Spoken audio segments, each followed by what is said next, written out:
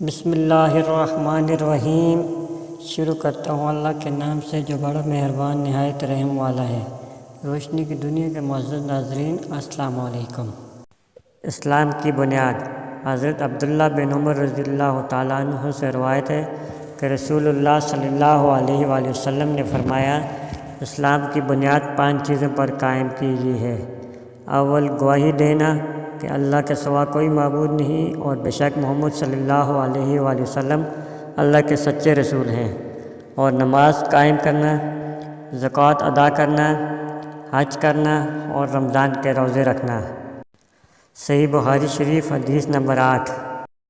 اگر ویڈیو اچھی لگے تو اسے لائک اور شیئر کریں، اور ساتھ چینل کو سبسکرائب کریں اور گھنٹی کے بٹن کو دبا کر آل نوٹیفیکیشن پر کلک کریں تاکہ ہماری ہر آنے والی ویڈیو آپ کو سب سے پہلے مل سکے۔